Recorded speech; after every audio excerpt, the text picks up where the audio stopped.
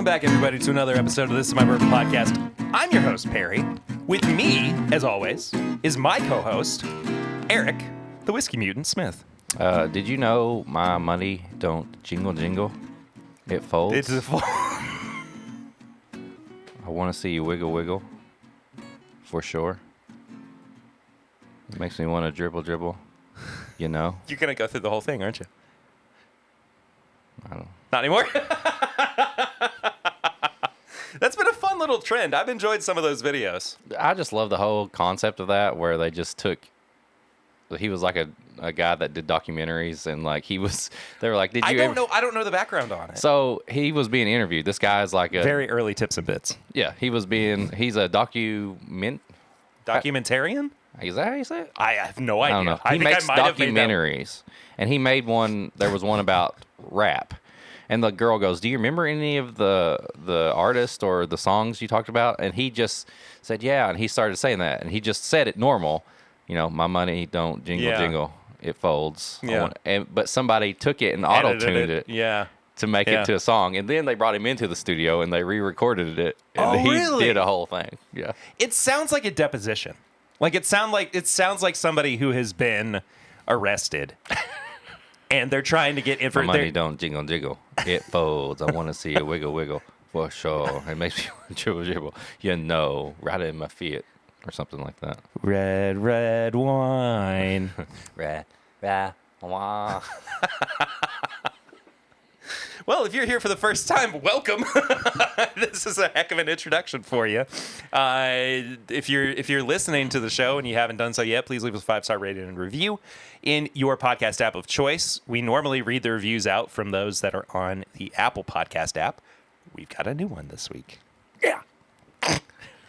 And if you're watching this on YouTube, hello, I'm being very direct towards the camera right now, and it's making me uncomfortable. So I'm going to direct my attention back towards Eric. There are two cameras. There are two cameras, which I came to the realization of that would be, a good way for us to like record a podcast two people, two cameras. With video if we had multiple cameras. One cup. No. No. No. Okay, sorry. That brings back. Oh, this is a bourbon podcast. One Glen. What? Oh, we're losing people. Sorry. Even before I told them about Patreon. Don't leave. Please, this is where you can support the show.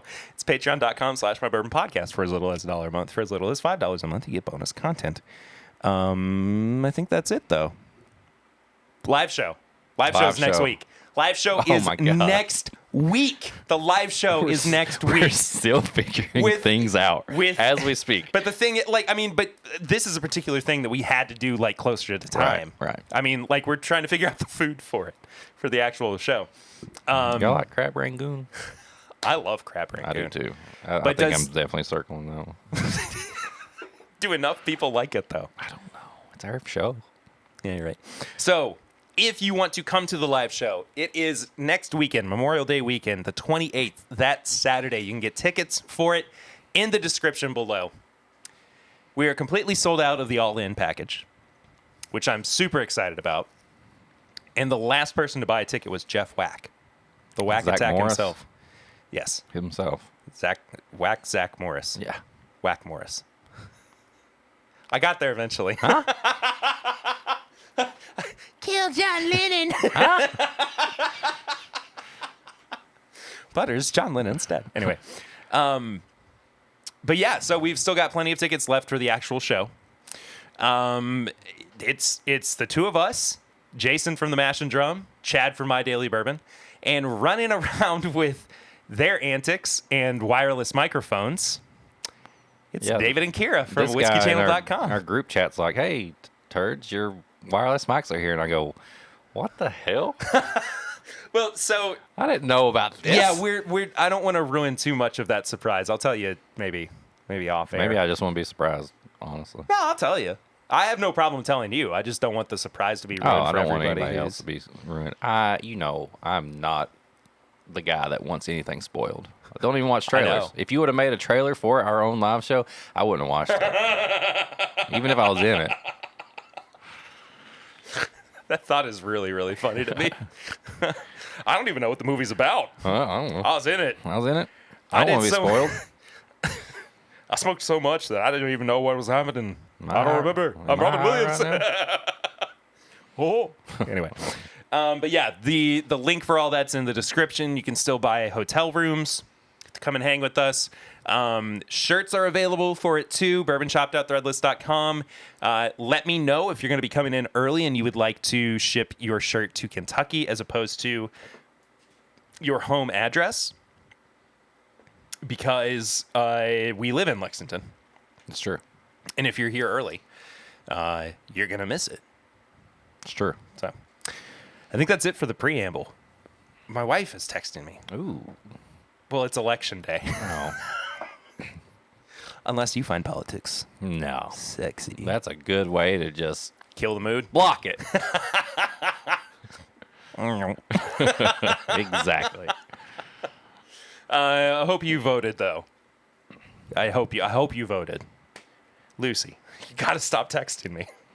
I don't know what to do with my phone. The thing is, I have it set so where if my phone's on Do Not Disturb, I can still get notifications for her because Right. she's like somebody that It's I should. her, yeah. Exactly. She's important to you. But like I can't just put my phone on Do Not Disturb while we're doing a podcast so Yeah. that it eliminates distraction.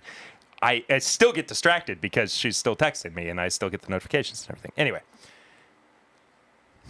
I'm sorry. We got a lot of stuff to cover. Things is happening. Eric, we got Flying Blind this week, right? Yes, close your eyes. Hey, rinse out a cup, a glass, a Glen, whatever you call cup?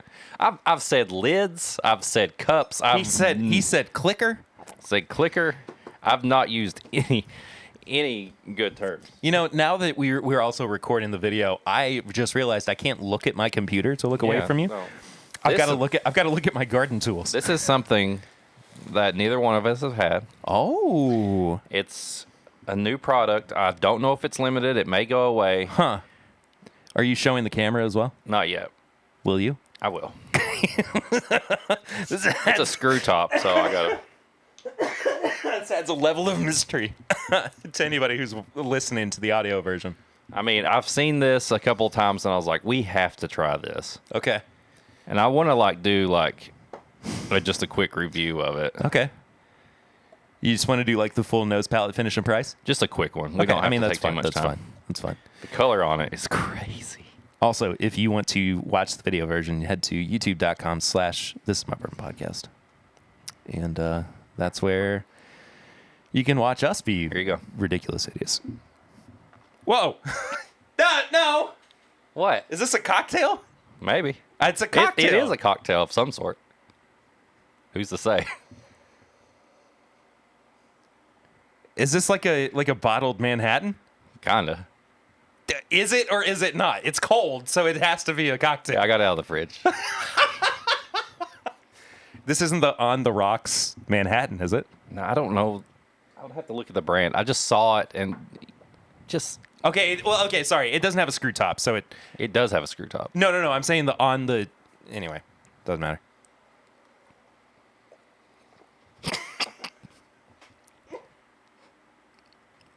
Jerk. Oh, there it is. You jerk. It's the Mountain Dew Flamin' Hot, isn't it? You absolute...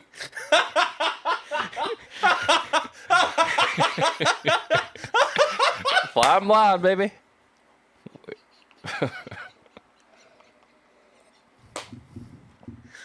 I can't believe I ruined a Glencairn with that. You didn't ruin it. You can wash it out. I can't believe I'm nosing this like it's an actual It bourbon. smells like flaming hot, but it does not taste like flaming hot. No, it's not. It's not flaming hot at all. It has a little bit on the back end. I wasn't getting much of it. I got a little bit.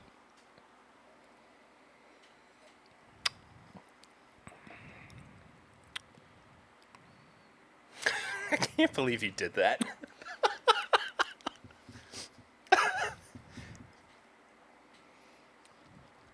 I get a little bit on the back end. It's okay. It's Yeah, more Mountain Dew than anything. Yeah, it hits me like right in the back of the throat. This is very deceiving. That's though. what she said. Flaming hot taste, caution. There's nothing cautious. There's about nothing this. cautious about this at all. This isn't even like. I don't know. You have a Wild Turkey 101? sitting close by? I have rare breed. Okay. Let's pour a little bit in that. Let's pour a little bit. We have lost our minds. What are we doing? My money don't jiggle jiggle. It pulls.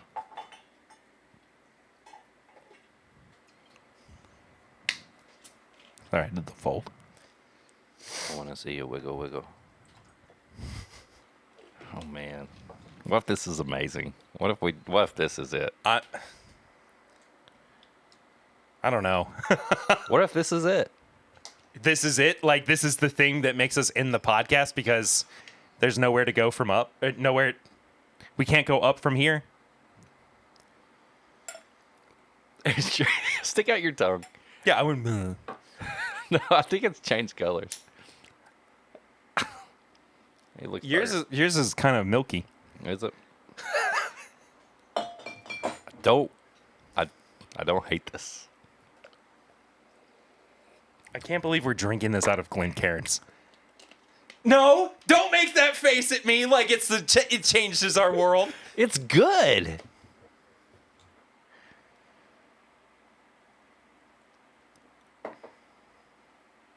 Dang it. I told you, this is good. 1-1. Mountain Dew Okay. Flamin' Hot. I and went Rare a little. Breed. I went a little bit heavier with the Flamin' Hot. Okay. Mountain Dew. 2-1. This is good. Every day we get a little bit further and further away from God. We're farther away from the sun. We make one more decision.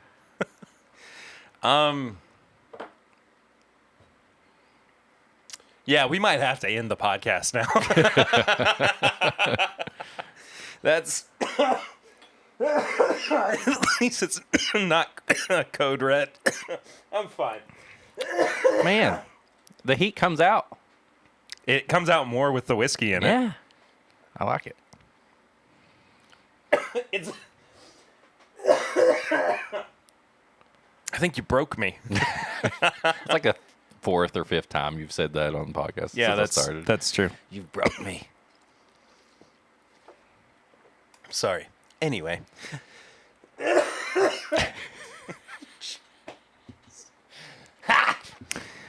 I'm fine. What y'all doing over here? Hey, what are you doing in my backyard? Get the fuck out of here. Eric, what have you been drinking recently? I'm gonna be drinking this. I'll tell you that. I'm done. I can't drink anymore. Like I'll finish my little sample in my Glencairn. This is it. It's a cocktail of sorts. Shut up. You. Of sorts. It's Cheetos and Mountain Dew. What kind of cocktail? Just tell me what you've been drinking. I can't do this. Man, I picked up before I went out of town this past weekend for a volleyball tournament. And I picked up a little 375 of Jack Daniel's Barrel Proof. And it was so good. And I just want more Jack Daniel's Barrel Proof. And I paired it with a Insomnia cookie that was chocolate chunk and peanut butter cup. And it was fantastic. This make me sweat. There's the heat. It's not. Turn on the heat. Heat. Turn up the Oh, yeah. It's not that it's like overly hot. I think my body's just rejecting the fact that I'm drinking Mountain Dew. I haven't had Mountain Dew since I was in like high school. We're mountain dudes. Gotta climb that mountain, dude. Oh, and I also had a... I honestly was not listening to a single word that you said before that, so just move on. Fuck. I'm sorry. I was dealing with the fact that I just shot Mountain Dew and Rare Breed. You didn't just shoot it. You sipped it and you smelled it. No, I had about 2 ounces left in this glass. Yeah, but you took a sip first. And you were like, oh, yeah. That's pretty good. But I had a Jack Daniel's Barrel Proof. Yes. 375. I got a couple of those floating around right Yes, now. I looked at the picture you sent me, and it was a different proof. So Oh, really? yes. What's the date? I don't know. Doesn't matter. Yeah, it doesn't matter. But it paired so good with a chocolate and peanut butter cookie. Okay, that sounds awesome. Yeah. You know what we should try it with is the peanut butter pie, Oh, peanut butter cream pie, yeah. whatever. And I had one of those. I saw it sitting over there. The bourbon cherry colas. Oh, the bourbanola. Yeah, those are good. It's really good. I can only have about one though. Well, that's all Like you need. I was, yeah, because I was kind of hoping that maybe it would be like a good beach drink or something. I think if you sipped on it long enough, it would be because it's like 12%, right? Oh my gosh, is it? Yeah. Yeah. Then yeah, it'll last you a long enough time. Exactly. That's your starter. So yeah, that's what I had. Do you like if you're going to the pool or the beach? Do you like bourbon with it? Does it bother you that it's like warmer outside? Yeah. No, me neither. I like to have a starter, like a cold starter. We definitely talked about this when you first came on the I think podcast. so. I like a cold starter, and then I'll switch to just sipping on a little bourbon. And no, I don't put it in ice or any of that stuff. Like I just have a cold starter, and then I sip on some bourbon. There you go. I have had quite the adventure with picking up bottles recently. I did something I have never done before. And I did it purely because it was available to me, and I figured, I may as well grab it. I bought a bottle of Smoke Wagon Uncut Unfiltered. I didn't even know about this one. Well, because I was gonna blind you with it today, and I just I kind of forgot. I don't want to do any more blinds. Not right now. I've officially been my job title of preparing the blinds has been taken away. No, I mean you're still. Man, I really like that. You're still a part Have of you it. opened the smoke wagon yet? Yeah. Do you want some? Of course. Sorry.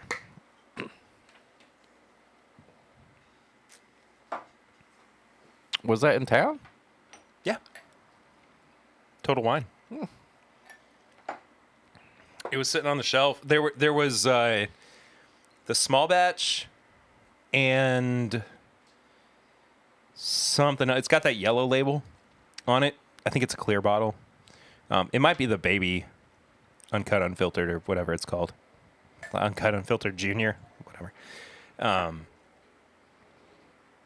Man, I can't believe they're already at batch 142.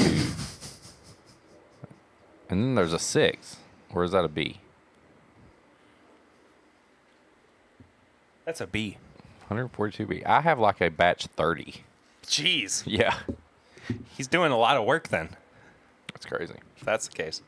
Best Instagram marketing. Oh, he's hilarious. He's so good. I got that. We got sent the new Elijah Craig barrel proof. I messed my camera up. No, you're good. Okay. Anyway. Can't wait to try that. Are we going to do a bonus episode of that? We're going to put it on main. Yes. Yeah. We're going to do a bonus episode of the Larceny B522 and the Elijah Craig barrel proof B522. We should do a bonus of the Jack Daniels stuff too. Did you hear that? What was that? Sounded like something fell or hit like a garbage can or something. Sorry, everybody. All right. I had a big box outside. They just threw it at your door. No, I think that it was there and it fell over. Oh, yeah, it sounded like something like that. So, which sucks because that's got two of these microphones in it. Well, they're packaged. I guess good. that's it. I mean, it could be something else. They're packaged good. They got foam all over I mean, them. I know, but I don't want them to break or anything. Give me something to break. Sorry. Break me off a piece of that. Get cat bar. Nobody tell him. Nobody tell him. Fancy feast. Anyway, we got to get back into it. We have 20 minutes before you have to leave. So. It'll be all right. Okay. Latch Creek Barrel Proof. What did you say? The Jack Daniels? I said we should do like a double review of the bonded and the triple mash too. Yeah, absolutely. I mean, there's no reason for us not to. Yeah. That way we're getting more content out for you people too. I don't know if it's going to be a video. It might be a video. Who knows? Who's to say? Not me. I can't say. I don't know. I know that I've had other stuff, but it's been a really long couple of weeks, and I'm just exhausted. I found a couple of bottles of Knob Creek Cast Strength 12 year. Crazy. Just sitting there. And I was like, and I grabbed one. And I was like, well, I can't let the other one just go to waste. So I grabbed both of them. Makes sense. I regret doing that. Now it's on video. I hate this. We shouldn't have done video. You got the idea. Yeah, I have to edit all this too. Yeah, now. that's true. Yeah, that's great. Anyway. Trying to think. That's about it for what I've been drinking. You want to go to some news? Let's do some news. Let's do a little bit of news. We don't have a lot of news. We got some news. We have to talk about James B. Beam Distilling Company opening a new experience for people. It's called the Homestead Experience. It's going to be in Claremont, it looks like. Am I incorrect with that? I don't know. We're going to find out together. But during this event, it was revealed. Then I want to throw my phone away. That Freddie No is going to be the new master distiller at Jim Beam. I have not heard officially one way or another, excuse me, if he is going to be the sole master distiller or if he's going to be a co-master distiller with his father, Fred now. Is this like a Eddie and Jimmy type thing? It kind of seems like that. I feel like that's going to be the way that they go for a little while. But, more Jim Beam. Yeah. You know? Yeah. Maybe this gives us the opportunity in a few years to have higher aged Knob Creek again. You know? I would love that. I just love, like I said this on the podcast a few weeks ago, but me and the kids and April, the family, I don't know why I just didn't say the family, but we went to Jim Beam and had dinner. And it's just such a cool place. I'm going to be coming back up from Franklin and Nashville, Tennessee this weekend. And my goal is to swing by Jim Beam, run into the restaurant and grab one of those bottles. I was going to say, go to the restaurant because they have the single barrels in the restaurant. Do you have to eat there to grab one of the bottles? I doubt it because they have a little section you can just go up and they have like glasses you can buy and stuff like that. So. Yeah. But if you have time, food is amazing there too. I don't have time. Grab it to go. I wish. Well, but either way, I think I'm you can just I'm walk also in. driving the bus back. So distilledexperiences.com. Yeah. Few congratulations to Freddie. Yeah, that's awesome. Fantastic. A few new releases that we're going to talk about before we get to the TTB labels. Chicken Cock Island Rooster. Is that the one from Moana? It's a... Do you know that little chicken? I do know that little chicken. I love him. He's hysterical. So good. You know those weird little side characters that everybody's like, I can't believe it. Like, between him and Babu Frick. Oh, yeah. Anyway, no, this is going to be 95 proof, $200. It's a finished rye from Kentucky. And there's going to be a limit of 6,000 bottles. It's a 95.5 rye, finished in Caribbean rum casks for at least 6 months. Nice. American Highway Reserve has a new batch coming out. This is called Route 2, 98 proof, $100. About 60,000 bottles from Kentucky and Georgia. You had the Highway Route 1. I got to sample it when I was in Knoxville. So, Not worth the price tag. All right. Well, I'd pay $50 for it. I wanted us to be able to review those, and now our chances are probably slashed. Cut this out. Nope. Do you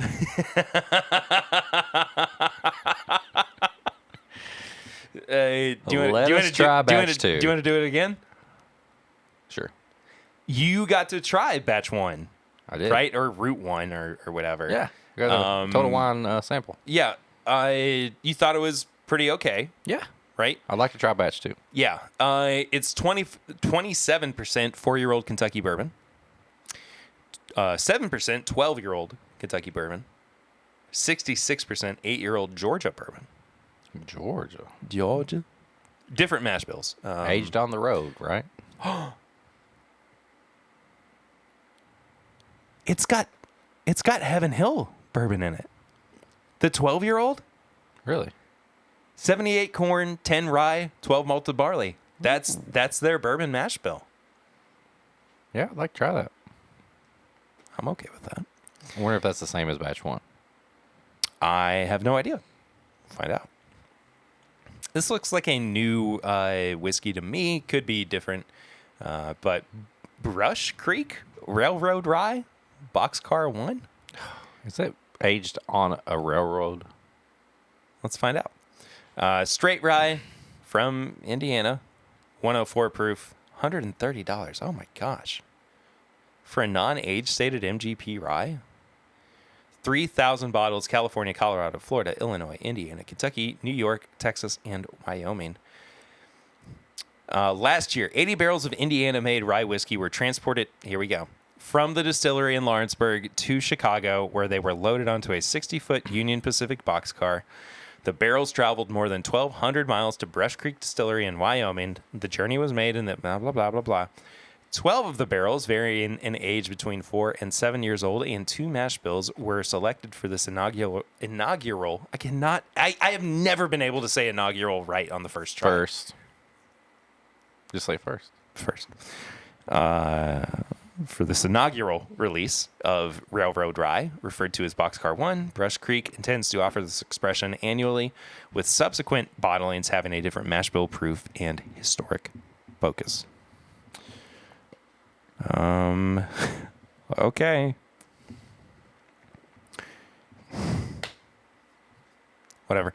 Catoctin Creek has another Barrel Select Hot Honey, which we got to find that sample. It's around here somewhere from Jordan Ferguson. Sorry, Jordan. I know it's here somewhere. I'll find it, Jordan. We'll find it. 82 proof, $45.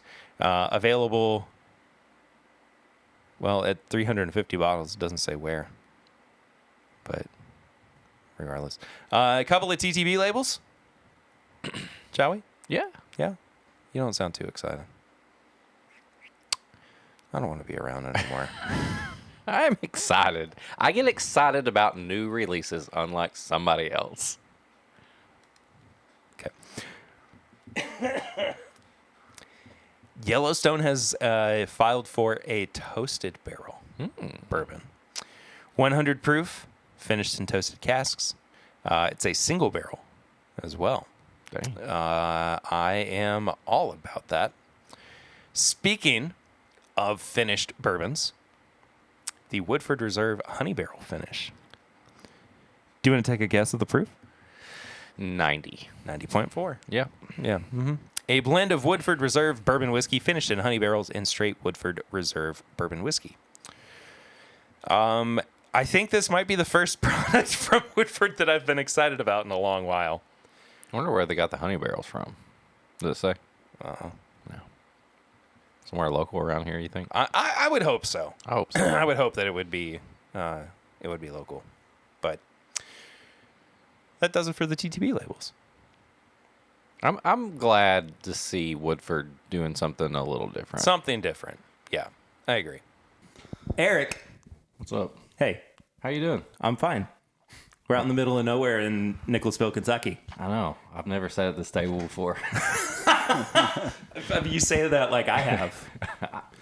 You brought me here. I did bring you here. I asked if you... Anyway. We are super happy to sit down with Matt from EJ Curley and Paul as well, who's doing the tour stuff for EJ Curley. This has been kind of a quick turnaround in terms of us figuring out the nature, I guess, of this relationship with you guys, because we tried one of the single barrels that you all had on the show, and I was enamored with it, and Eric was like, I just picked it up because I had no idea what it was going to be like, and now we're just kind of here after a few weeks of like fumbling for lack of a better word and stumbling into it. But guys, thank you for being here. Hey, our pleasure. Yeah, Absolutely. thanks for allowing us into your beautiful house, by the way, too. Thanks. So nice out here. I'm glad you guys had a happy discovery with the single barrel. So yeah, let's talk a little bit about the brand itself, and I especially want to give you the opportunity to talk to the history of EJ Curley and how the product itself came to be, not just in the form of the single barrel or the single barrels that you've had, but the small batch as well, because we haven't even tried the small batch yet. It was there, and I saw that proof on the single barrel, and I was like, I'm picking up this. We're proof hounds. Yeah, so that's how it goes. But it's definitely next in line. Well, good. I've got a bottle of it here, so I'll open it up and we can That'd be great. try it live. Oh. All right, sweet. So yeah, tell us about EJ Curley. Tell us about how you kind of came into this brand in particular. Sure. I was hunting around the bourbon business and was very interested in finding something that was unique but also true and reflected ideas that I and Paul and others have about how to live. And I think that when we started to dig into EJ Curley's history, and Paul helped uncover a lot of this actually, it was profound what he was able to do in the 1800s here in Kentucky. And you couldn't find a better example of courage and integrity, which is on the bottle. Because of that, we started to go deeper into the history and discover who was this guy. And we were certainly ready to uncover some awful tidbit or fact, you know. That's the risk you run. We were totally waiting to walk around the corner and find this. Yeah. Scary view. But it hasn't happened yet. Knock on wood, you know, maybe it will. But we've just found like a really cool, true story in the bourbon business. And it was a heritage bourbon distillery that started in 1867. And at one point went out of business. It looked like he declared bankruptcy, as most of them did about 10 years later. Yeah. And then relaunched and ran continuously through until Prohibition, and he died 2 years after that. And he had left Kentucky in the early 1900s, as they say. Yeah. I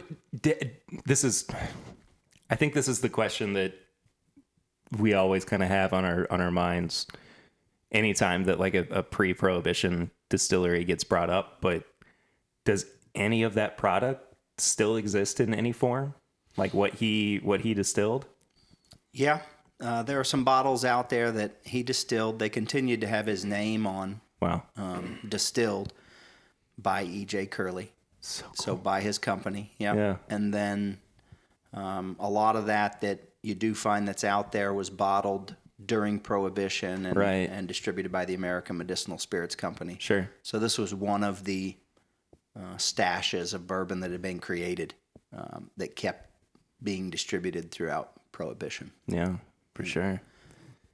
And there's the history of the distillery really just goes back to Camp Nelson in general. Yeah, let's talk about Camp Nelson, because you're a hop, skip, and a jump away from a very historic set of rick houses. It is, yeah.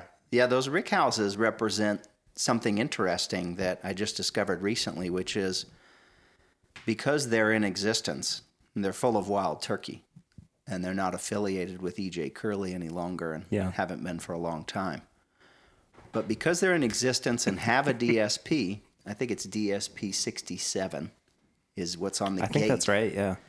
That makes this the longest that I know of continually running distilling operation. Wow. We're not distilling, but distillery operation from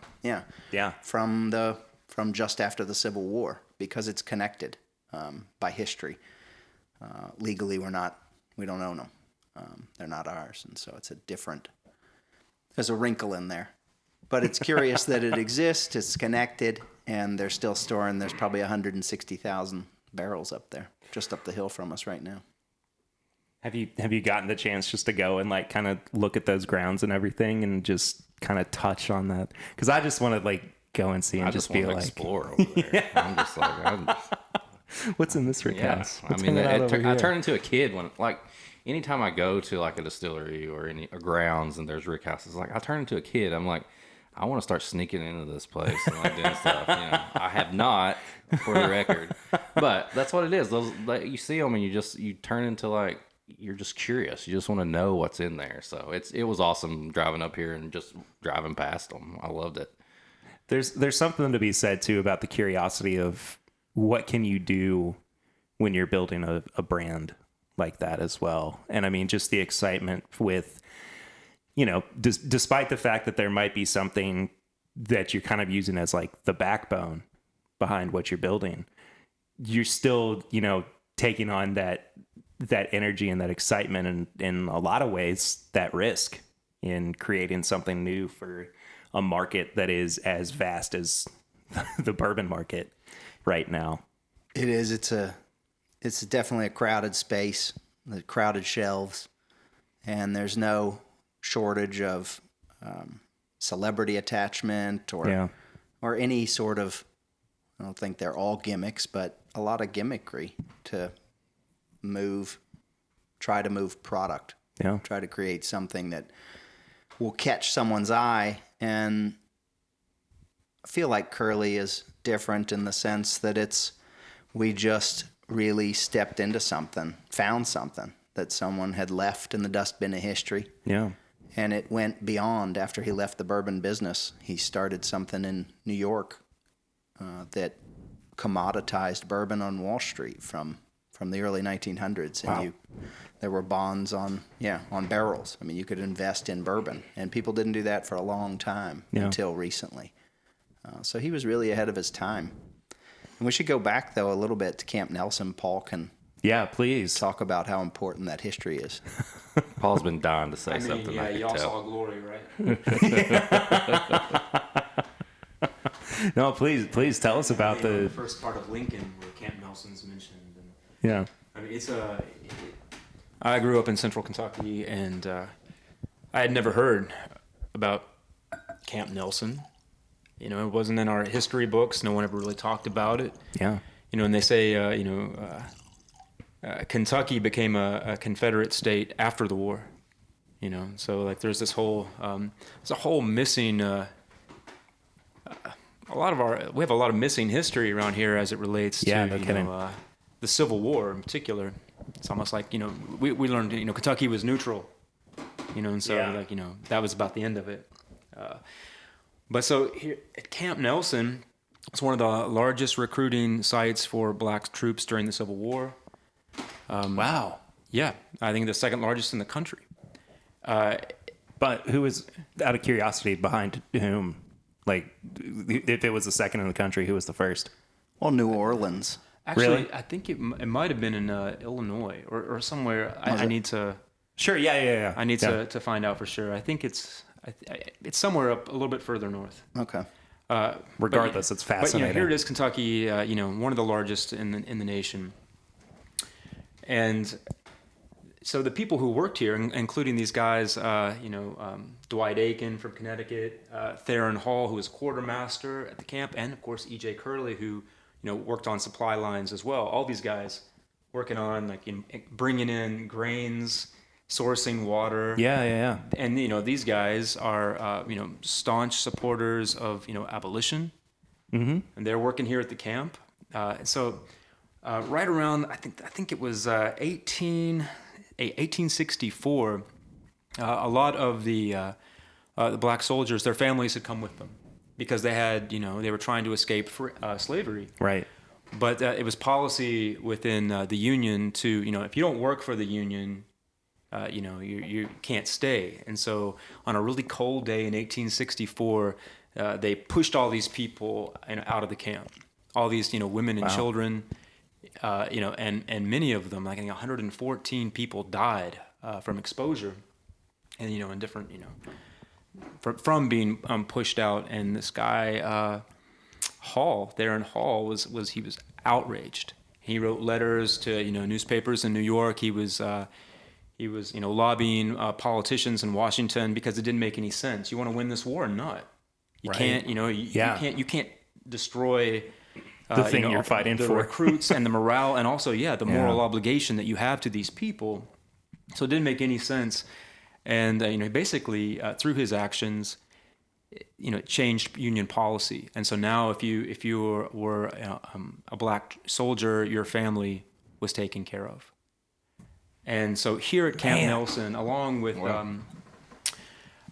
they created a housing, and I think maybe 500 acres of gardens for them to grow crops and all of these things, and it was really, really beautiful. After the war, these people got nowhere to go again. Right. And as I mentioned before, Kentucky becomes a little, antagonistic toward these, black soldiers and their families. Yeah. Where are you going to go? Some people didn't leave at all. So they basically made homes in the community. Other people who didn't leave, Dwight Aiken, Hall, and EJ Curley, the guy from Tuam, Ireland, right? Yeah. They stick around. They recognize that this place is special. Right on the Kentucky River, the Palisades, cliffs 500 feet up off the water. Right. And you got to imagine what it looked like here. As a forest was. Oh my gosh, yeah. Just incredible. Absolutely. And this is a high ground. That's why they chose it. 4,000 acres as a camp. Yeah, strategic. Mm-hmm. Yeah. Despite the fact, though, that the forestry is not completely intact, this is still a beautiful area. I mean, there's something about it just being off of, off the beaten path where you're like, what's going on over there? Yeah. I want to go check all that out. And it's just a beautiful, beautiful area. And as you're discussing the history of the area and Camp Nelson and everything, it starts to get my brain moving and thinking about the visitor experiences that people have. And when they go to a distillery or go to a gift shop and something like that. And there aren't a whole lot of places in Kentucky, at the very least, where you go and you learn about how this brand was built on. And I mean, truth be told, there aren't a whole lot that lean into it, but built off the backs of people who were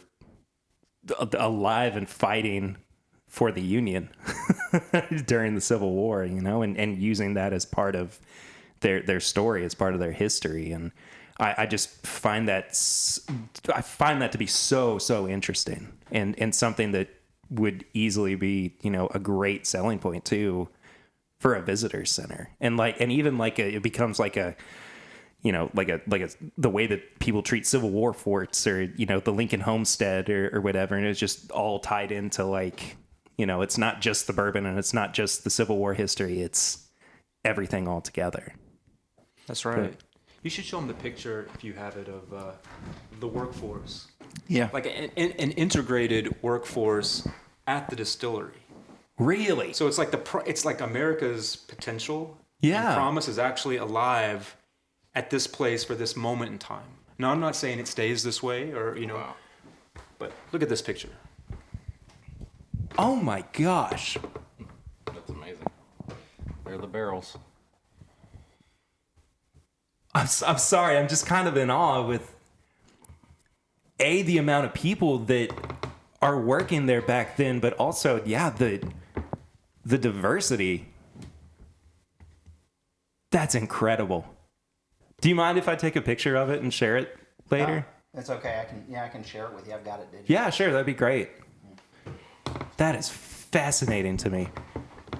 I had to pick my jaw up off the floor a little bit there. Yeah, that's awesome. But yeah, I just want to see it. You know, you can't force it with brands, but just to be able to see more of that in the future and see something more unique from distilleries, the way that, you know, this story is told. And I think that, you know, sitting here and talking with you guys is proof enough that, like, this story is being well preserved for, you know, generations to come and everything. And truth be told, the product itself, at least these single barrels that we've had, this is now the second one that we've tried. This is pretty incredible stuff, man. I mean, this is a really, really great bourbon that we've got in front of us right now. Thanks. The master blender, Ashley Barnes, who had spent years at Four Roses, before that Buffalo Trace, trained under some masters, is the one who deserves credit for identifying, selecting these single barrels at the right moment. And I'm going to open the small batch so you can try that as well. We probably should have gone the other direction, but no, that's all right. Yeah, I think we're seasoned enough to where we. I'll work my way down. Yeah. Down in proof. yeah. Start high and make no compromises. And it's sort of the calling card of her talent, which is undisputable. Once you'll try it, I can't wait. There's also something so great to be said about a palate that goes in and finds single barrels that just represent what it is that you're looking for and what you're trying to go for with moving forward. And a big thing that people have not exactly poo-pooed, but it's just kind of like, oh, well, there's just another brand that's sourcing product. But at the same time, I mean, you're not just sourcing product and slapping a different label on it and saying, here we go. When you've got something like the small batch, you're actually creating something that, people can look at and everything. So, and it's important. Ahead, yeah. I mean, you can reference right up the hill here, Wild Turkey, and look at the history of that company. That was a non-distiller producer for a long time before they started making their own juice. That was how the company was born, and I don't think I wouldn't turn my nose up at Wild Turkey and what they've done and some of the Camp Nelson stuff that they've put out. Oh yeah, it's fantastic. Absolutely. Talk about too the formative ideation of creating like the small batch and the products and everything. Did you guys have something in mind in terms of like what you wanted the final batch to taste like or look like, or like was it a kind of a group effort as well? It was. I mean, I think just to Ashley's credit, she's great at working with clients. We ended up partnering with her and her partner Monica Wolf, and it's become something bigger than it was at the beginning. Which was understanding that she was a talent we wanted to work with, and she asked us what we liked, and we started to describe what we drink, what we're interested in, and the Four Roses single barrels have always stood out to me. I like a lot of the Buffalo Trace products, and then as I discovered what she had done in her career, it was a perfect alignment. Yeah. And so when she put the small batch forward, it was really 4 different proofs. There were 2 that were at 100 and 2 at 95. And one of the thoughts we had was we wanted to have a bottled and bomb product. So we were really looking to do that. But there were a couple elements that may have been in question, whether or not it would have been a true bottled and bond. And then the taste was what did it. We tried them all, and the 195 just stood out to me.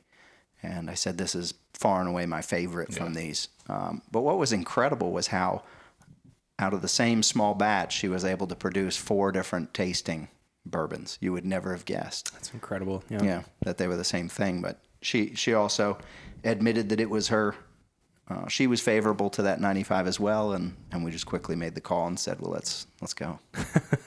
full steam ahead, for sure. I think too, we were talking about this before we started recording, but one of the things that also helps you guys stand out at the onset of everything is just how daggone beautiful this bottle is. That's why I picked it up. Yeah. It was behind the counter at Ernie's in Lexington. And that's like my go-to place. So I'm always looking at the back. I'm seeing like, oh, well, what'd they get in today? And I saw that and I was like, what? I was like, can I see that? And I started looking at it. I was like, the logo looks awesome. The bottle, I love that style of bottle, like kind of the taller wine style. I don't know. I'm not good with words when it comes to bottle shapes. Whatever. It's a tall bottle. It looks awesome. It's got the kind of the belt looking emblem on the bottom and the curly and cursive, which that reminds me of like an old school, like almost like a sports team looking thing. Kind of, yeah, for sure. And that's what's caught my eye. And then it was priced amazingly compared to other things that are single barrels and 120 proof and all that. Yeah, and there's so many new brands that are coming out and just pricing their product absurdly, and it's just like hard to even grasp why. Yeah, there's a bit of that. There's a bit. Yeah. I think there's a bit of people just treating it like a widget and trying to make money at it. Yeah, of course. That's the gimmickry that gets associated with it, and we wanted it to look good and taste good. That's just a simple philosophy, but that was we started there. 2 for 2, right? Yeah. And the signature on the bottle, the Curley was done by Jason Carney and guided by a fellow named Jeff Ruth. Both very talented creatives, and the Curley was hand drawn. It's not a font, and then he created that font as well with the EJ that looks like a stamp inside the logo.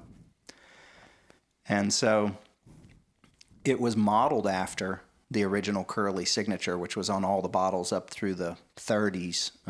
15 years after he had died, they were still saying distilled by EJ Curley. It had been, and still had his signature on the bottle. And, right. Yeah. And so I think there is some pixie dust in this brand. It was something that was known. He was the first to use bluegrass in commerce. He made bluegrass rye whiskey and bluegrass bourbon, and had a real popular brand as well called Boone's Knoll. And we found advertisements in Sacramento and Manhattan, across the country, and a huge sale of years and years of this production to a group in Chicago for modern day equivalent of about $19 million. Yeah. It was just, the guy really It's a lot of money now. distributed a ton of bourbon. Yeah. He was his prolific bourbon maker. No kidding. So let's talk about too what you guys have in mind for the future, because I'm sure that there's innovation and thought and excitement for new products on the horizon as well. And I think you guys would be fine just to stick with the small batch and the single barrel, and you'd be all right. moving on, but what's something that you guys want to see from your brand in the future? Sure, it's a great question, and we sort of let it develop naturally. We try not to get too heavy into the thoughts of R&D. We created these two because this is what we like. We like having a small batch. It's a super premium bourbon, but at a reasonable price. That's always been the goal, was to have a 4 in front of it, and we got close. You see it a lot. It's $50, $52, $54. And that was really when I go out and would buy a bourbon, I love finding Eagle Rare for $30-something dollars, or even other things. When I get up in the 60s or 70s, I really have to think about if I want this, and I've been burned a few times, and I'm like, what a waste. This is great for cleaning windows or something, maybe. You have the best smelling house in the world, though, if you're cleaning your windows with bourbon. That's right. Now I am imagining you, though, putting it in one of those like Walmart spray bottles and going around. And totally. Man, that's some innovation right there, I think.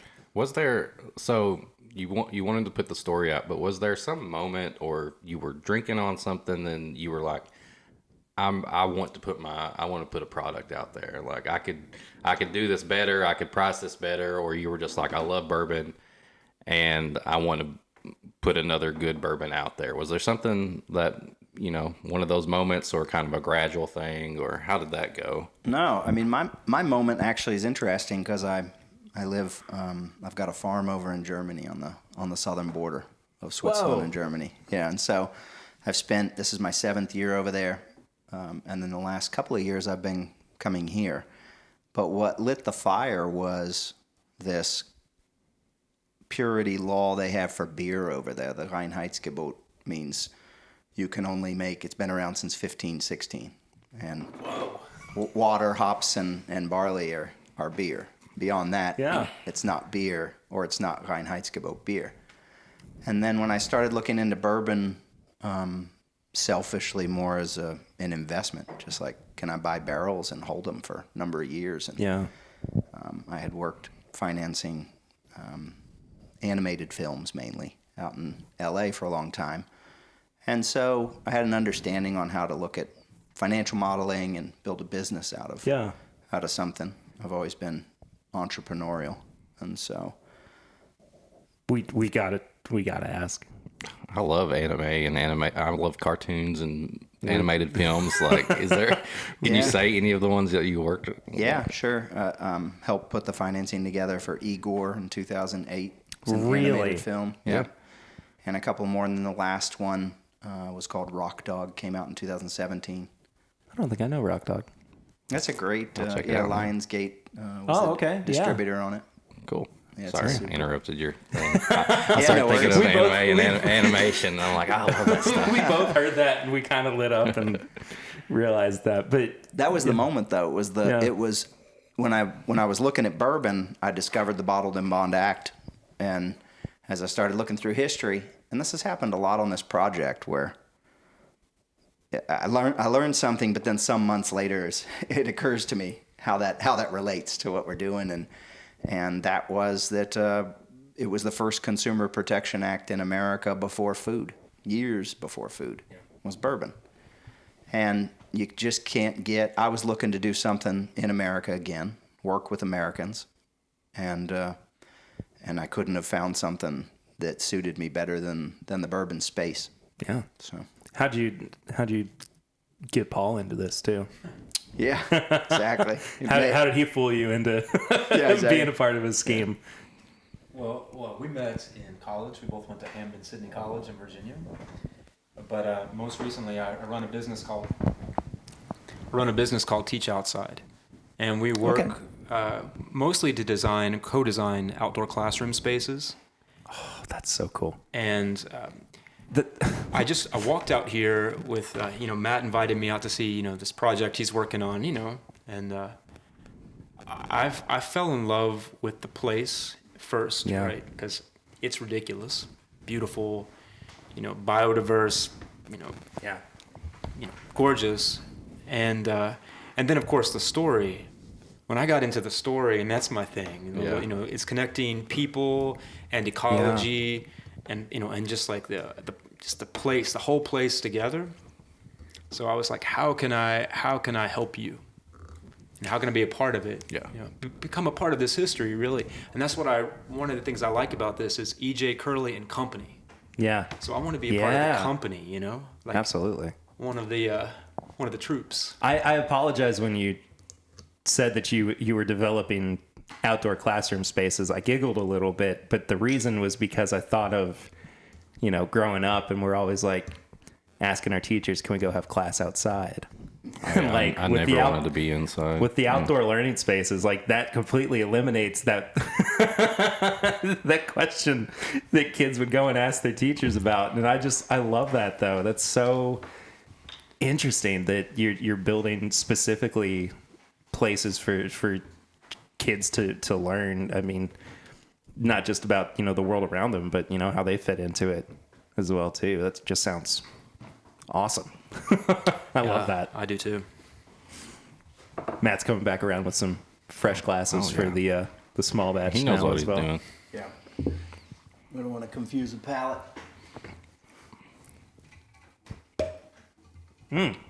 Give these guys a little spumoni or something. Yeah. Pardon the neck pour. Oh, it's all right. I remember reading something. Neck pour is the best pour.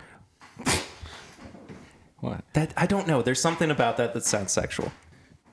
Could be, but I mean, it's the best pour because he literally opened it for us and we got the first pour out of this bottle. But I read something recently where somebody said that a neck pour is not a thing because it's supposed to be made to be consistent throughout the entire bottle. But the thing is, like, it does open up. Like, it does open up. It kind of changes similar to wine, I think, right? Yeah, absolutely.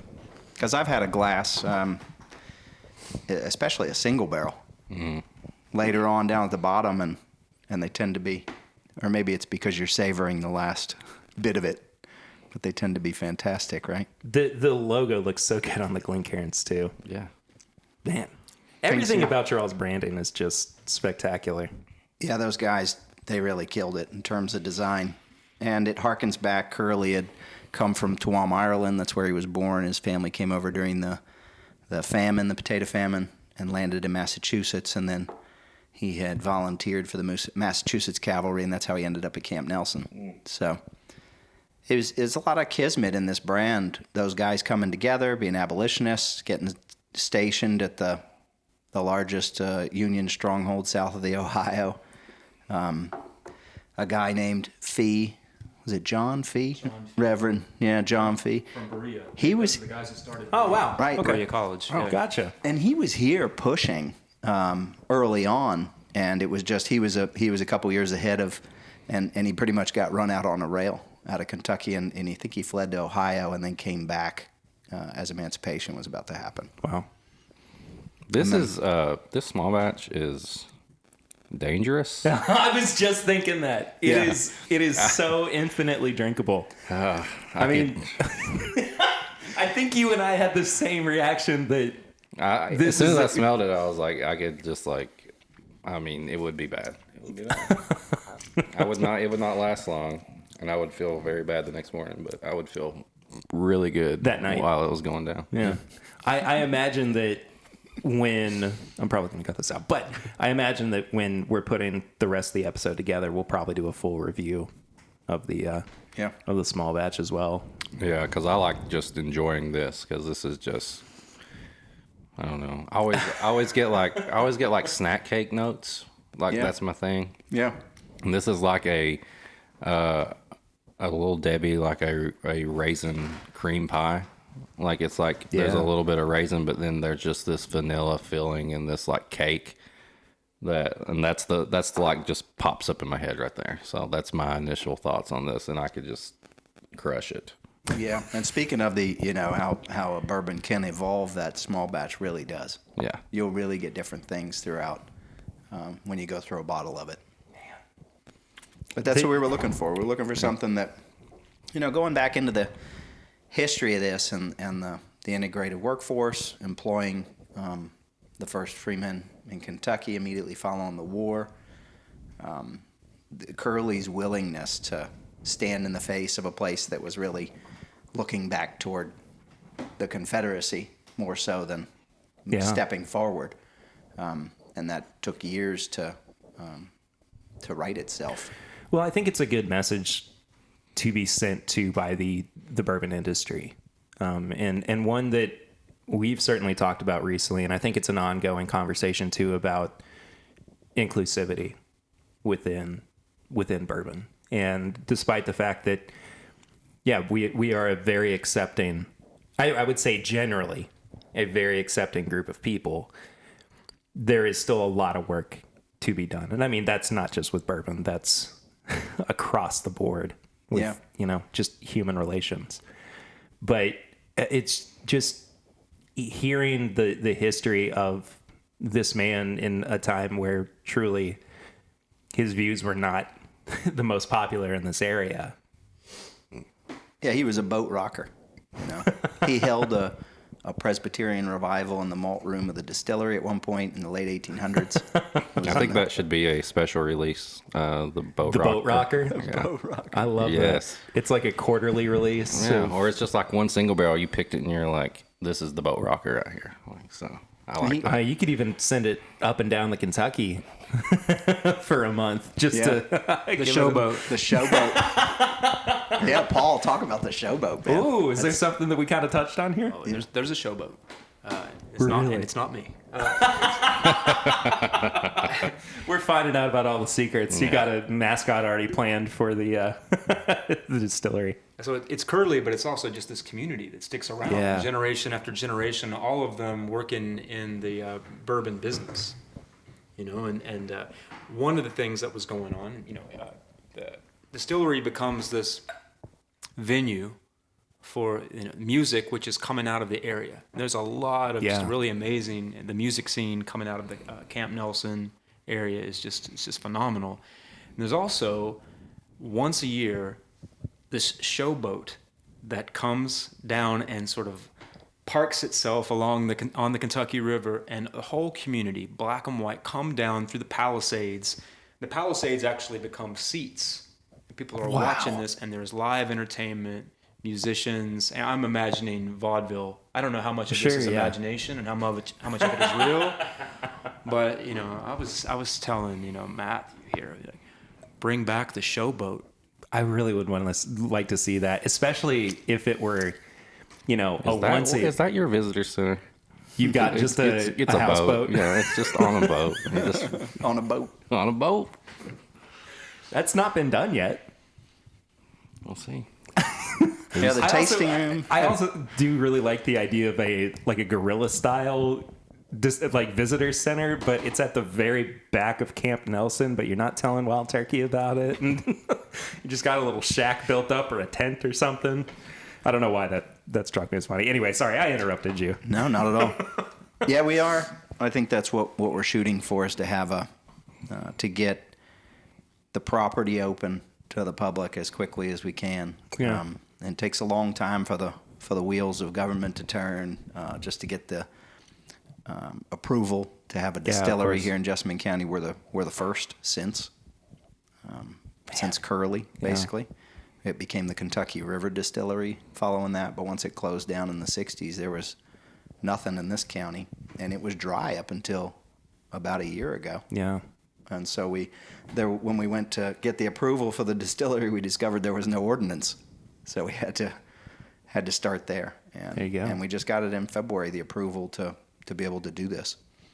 And we do have a massive aquifer that comes exclusively to us and a couple of neighbors down there. This incredibly pristine water.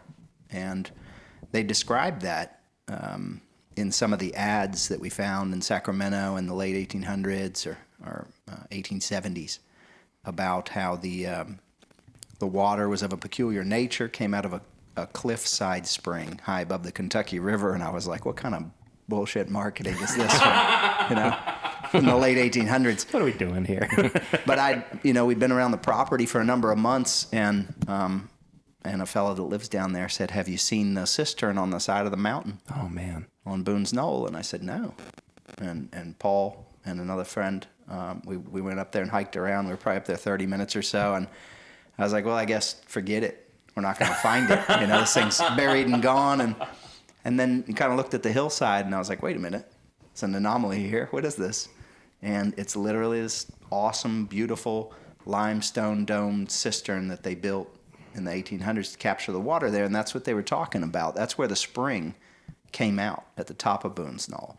And when they built the highway, changed the road and everything, and destroyed a national landmark, cutting through Boone's Knoll to put in the overpass in, I think it was 71, they determined that whenever there's a well like that that's worth saving, it's a high-producing well, they put in a tunnel into Boone's Knoll and a pump and everything, so it pulls now from the actual aquifer. But once upon a time, that's why Curley built the distillery there, because the water was running right out of the top, and I'm sure it was incredible. It still is.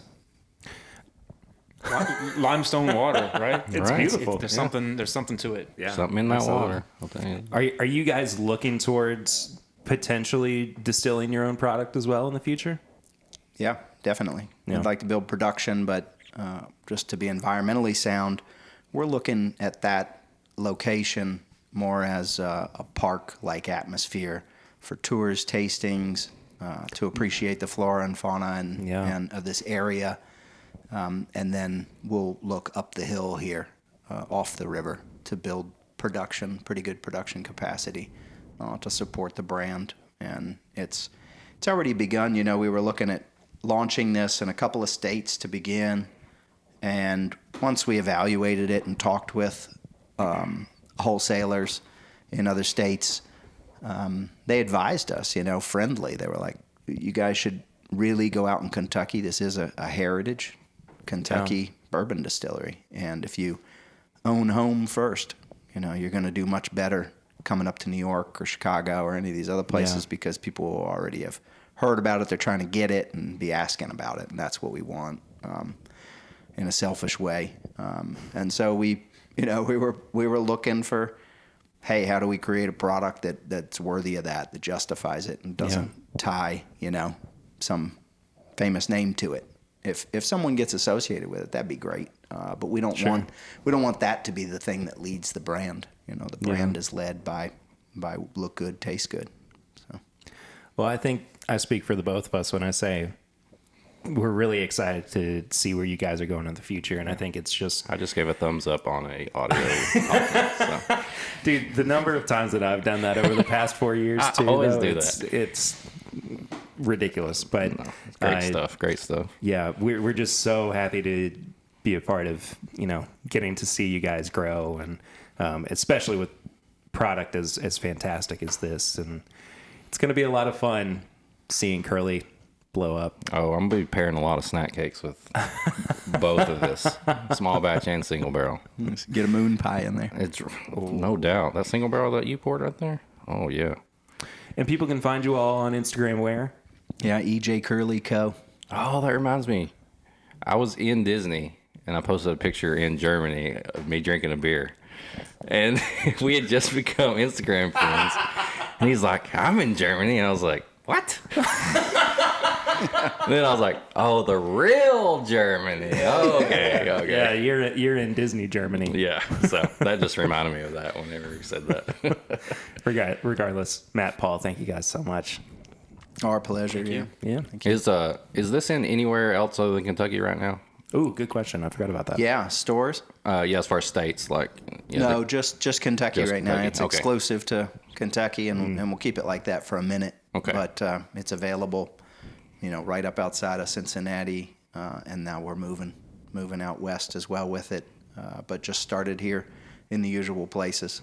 And So you can find it more. y'all got to come here if you're listening. We've you had gotta come several. We have a here. lot of people asking about it that Yeah. are in like our surrounding states and stuff. So that I kind of thought we should ask that too. So Yeah, we'll get into being able to ship it as well when it's legally Good, permissible to do so. Yeah, we're setting all that up. But we really, you know, we see this as it's a marathon. It's not a sprint for us. Oh, the for sure. brand is something special.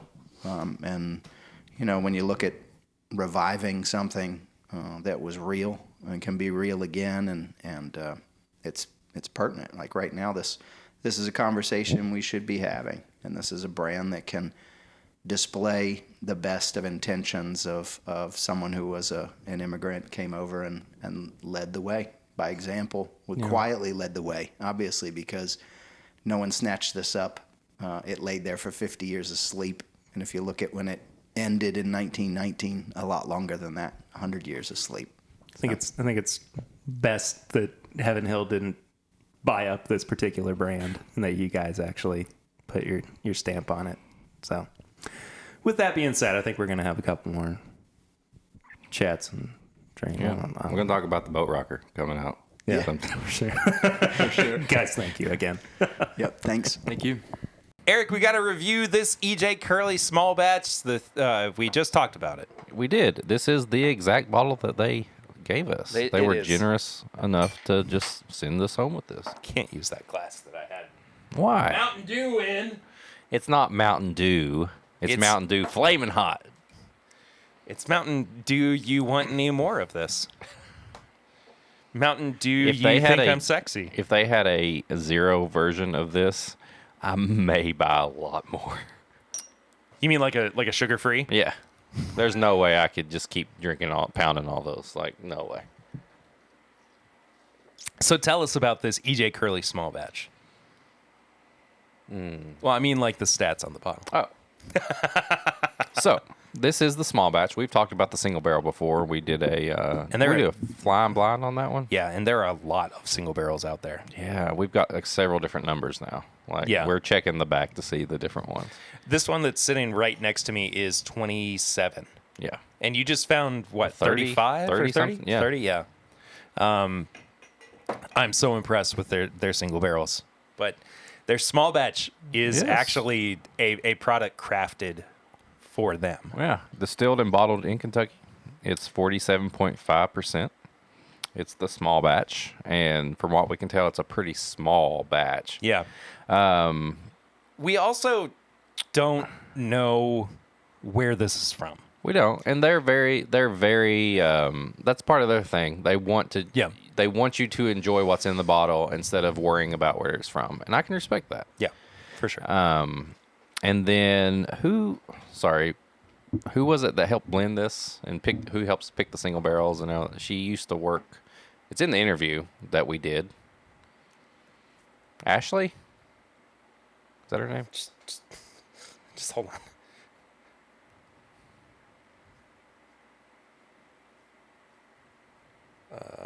She worked for Four Roses.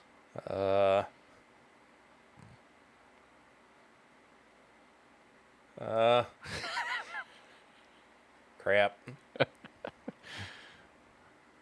Oh, shoot.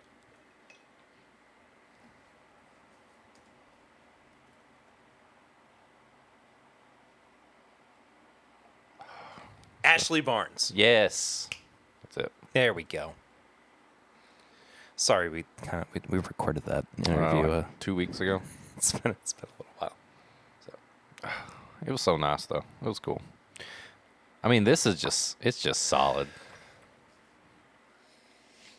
Does not smell like Mountain Dew. All I Flamin' can Hot. smell is Mountain Dew right now. For real? Yeah. I don't mind that though. A nosing note of Mountain Dew. It's weird. It's very berry forward. Oh, very. I mean, berry. it's a sweeter flavor profile. It's almost like a cereal berry. You know what I'm saying? Ooh, yeah, like a Captain Crunch. Mm-hmm. Yeah. Sugary. Yep. Very sugary. But like the more I kind of dig into it, the more I'm starting to go, it's actually like more, traditionally bourbon Yeah. It's a very good on the blend. nose.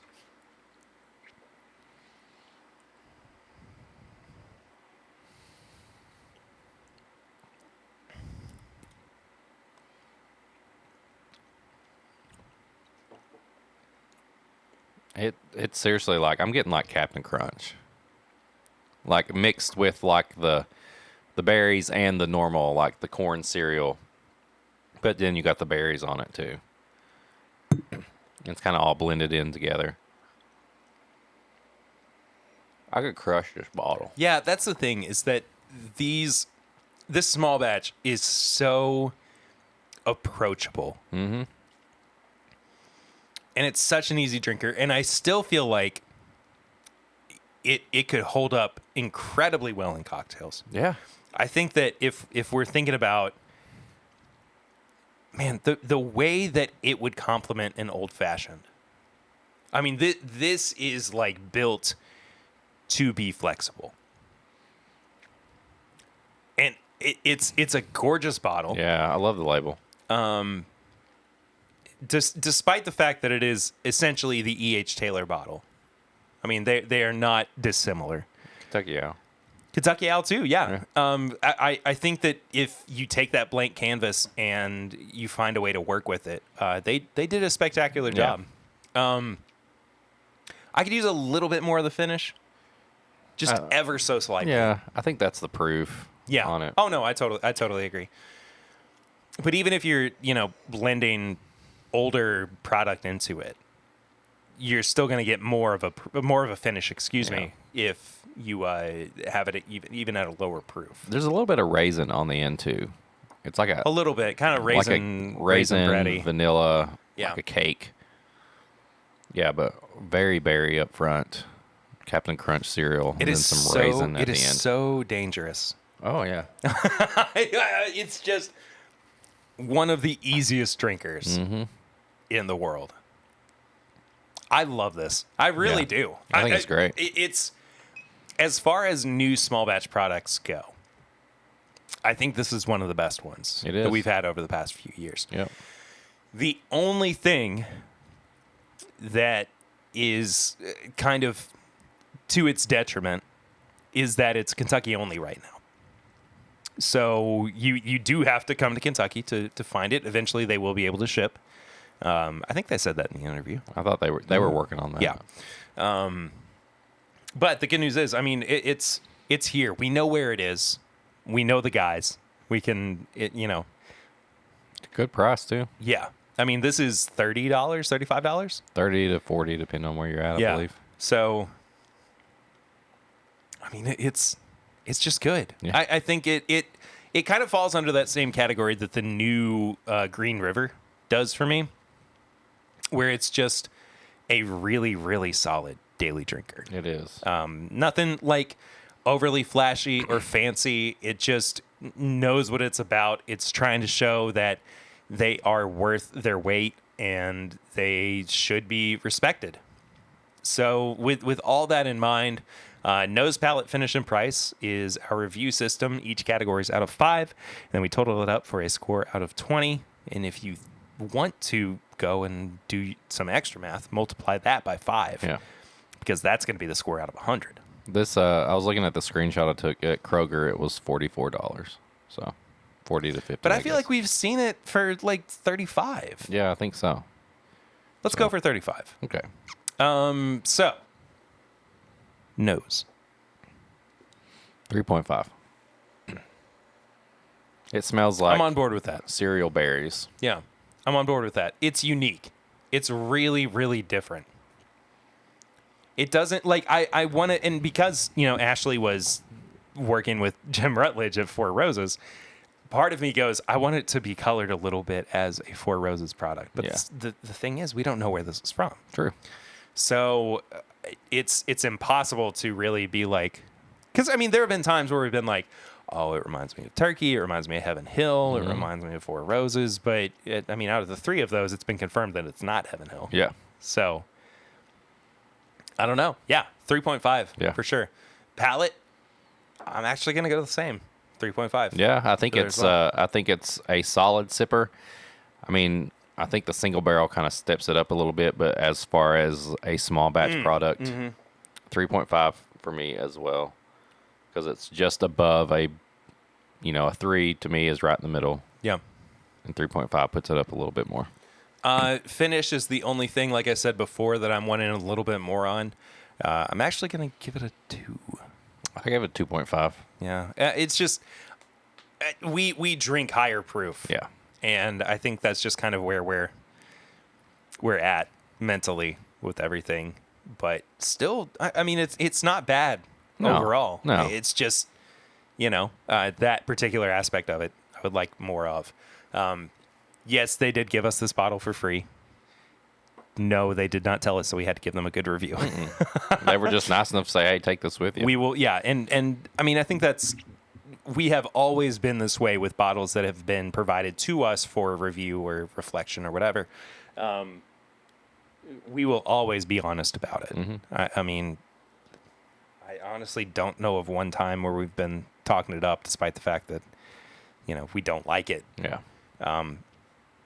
So, yeah, it's definitely something that I would recommend people pick up, especially at $35. The price is in this market is really approachable for introductory whiskeys.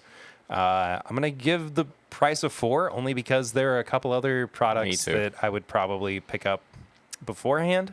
But that's only based on availability. I don't have any problem with seeing this and going, I'm out of Curley. I need to grab a bottle of Curley. I would pick this up all day, $35 to $45. This is absolutely a product that's going to be on my bar cart in my bar on my cabinet. It's the cat in the cat's in the shot. Yeah, Berlioz, you're in the shot, buddy. He's okay. He's a go. But yeah, 13.5 was my score. Yeah, I think I had 13. 13, yeah. So, I'll take that. That's, as far as we go, that's a recommend for me. Oh yeah. So, if you're in Kentucky and you can find it, grab a bottle. Even if you can't find it, I mean, there's a find meetup coming up. You can grab it. Oh yeah, the meetup for sure. He's just hanging out over there. He's just having a good time. How about some tips and bits, Eric? Tips and bits. What do you have to recommend to these fine listeners? Let's see. I'm getting sorry. I'm like burping up the Mountain Dew and it becomes like a tropical drink somehow. Do you know what I'm talking about? Like it in some ways it's refreshing, but other times I'm like, that's flaming hot juice. You want some more? No. Tips and bits.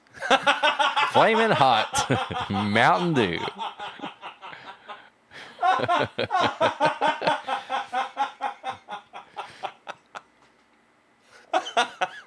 That was beautiful. That was a beautiful transition.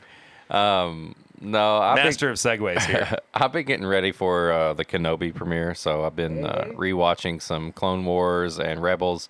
I've said this on the podcast before. Thank the Maker podcast is a great Star Wars podcast. It's Do you think we can get them on? I wish. They're like members of some of my favorite bands growing up, like Bayside, Yellow Card, Story of the Year, and they do nothing but Star Wars, and they are reviewing the Clone Wars right now. I do love Yellow Card. Yeah, like genuinely, they're one of the few like pop the lead punk singer bands is that, on it. Yeah. Really, that's who that is. Mm-hmm. Oh, okay. Yeah. So if you want a good Star Wars podcast, do that. But they are getting ready for Kenobi as well. So they're reviewing Clone Wars. They're reviewing Rebels.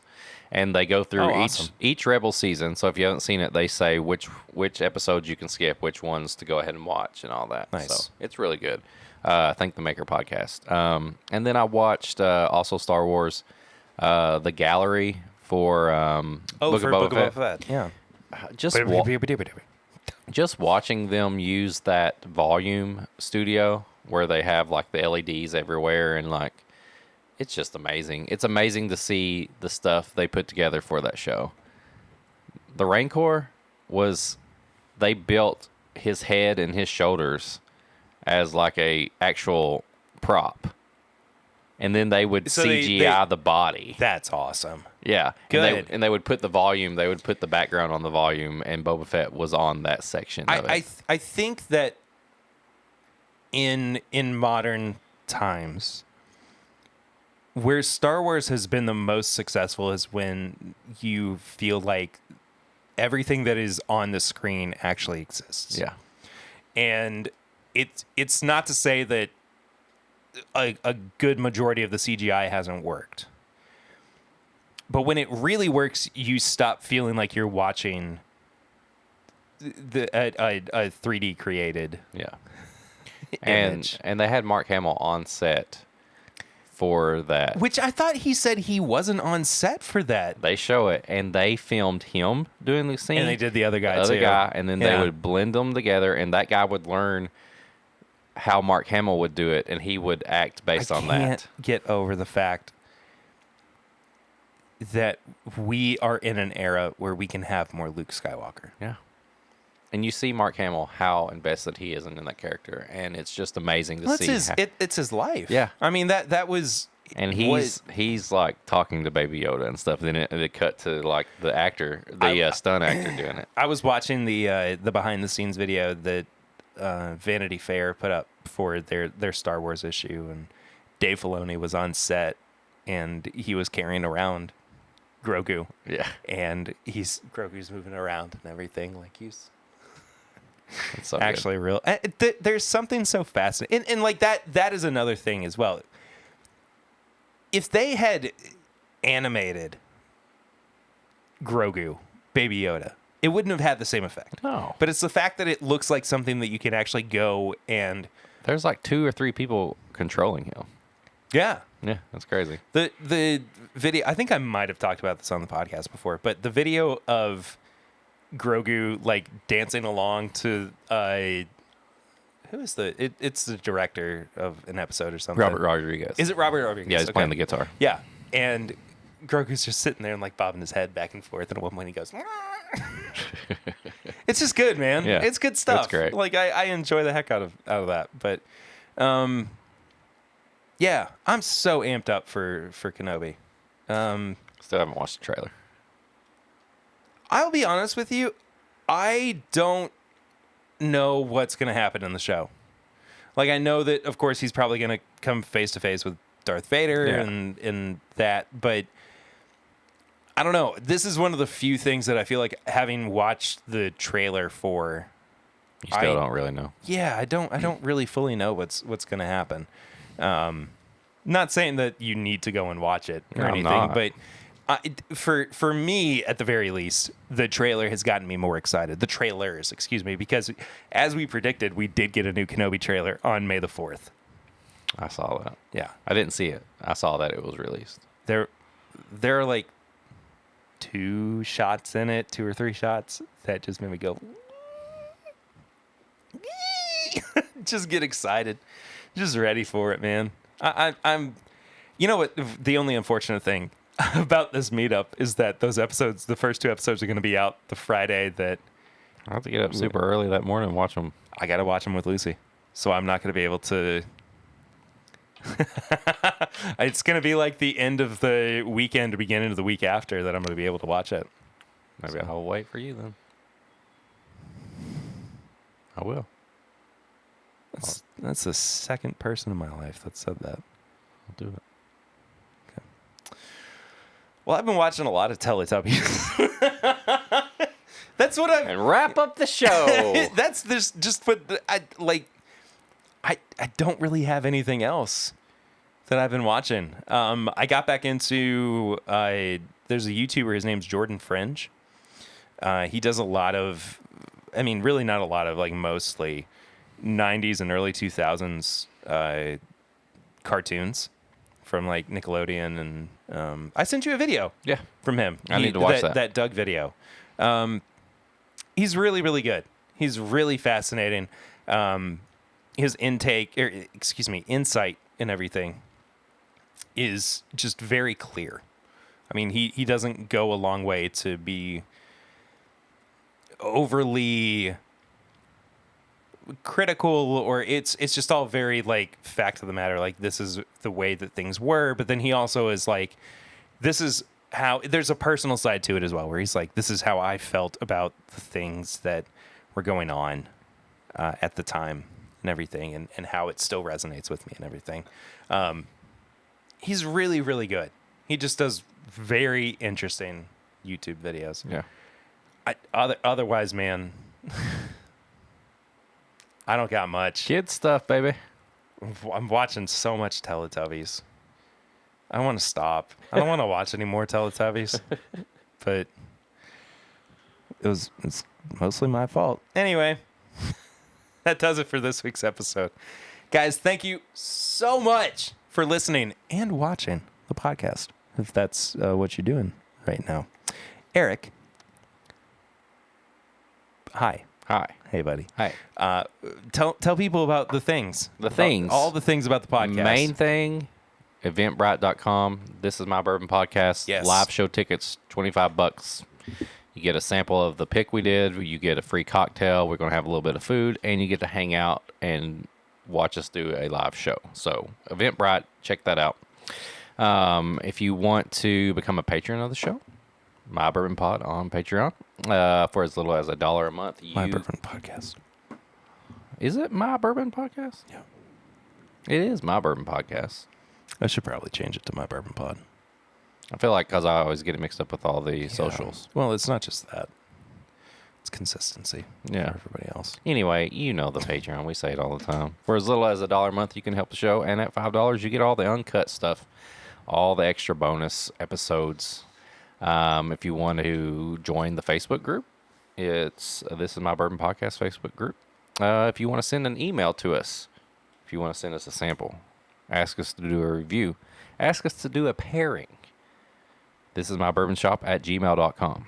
And you can check out all the merch we got at threadless.com, bourbonshop.threadless.com. Perry just put out the This Is My Bourbon Weekend exclusive shirt for that, so you can order that. And the good thing about that shirt, too, is that it's not just for this particular weekend. No, you can use it every weekend. That's the, well, yes, but I mean, like, for every weekend, for every from meetup, now until then. But every meetup that we have. Yeah. Oh, yeah, I guess you could just use it for, like, you could wear it hey, during the week if you wanted this is to. my bourbon weekend. You're just hanging out on the weekend. You're like, you could wear it on Monday if you wanted to. I'm just trying to drink bourbon on the weekend. Yeah. You're like, it's not okay, even bro. the weekend. It's Wednesday. Well, that doesn't matter. If you want some Whiskey Mutant merch, it's Whiskey Mutant at Shopify.com. If you want to leave a barrel rings, that's the voicemail segment we have where you leave a voicemail and we respond to you. 859-428-8253. Then on all social media at My Bourbon Pod or at Whiskey Mutant. Check us out there. And if you want to just tell people about us, just tell people about us. just tell them. Just let them know. And then leave a review on Spotify or Apple. And Perry said we have one. We got a new review this week. It's from Kilgoth. Kilgoth. Is that Whiskey Morgue? I don't think so. I think he would be Whiskey Morgue. This is Kilgoth. This is Kilgoth, though. He killed Goth. He destroyed it. Yeah. There's a I reason there's no remember that Goth news kids story. dancing under bridges right now. I remember that news story. Yeah. I think I saw him in Total Wine the other day, too. It was pretty heartbreaking. Getting some Busch Light. There's a lot of And some Wild Turkey 101. There's a lot of Busch Light out there right Yeah.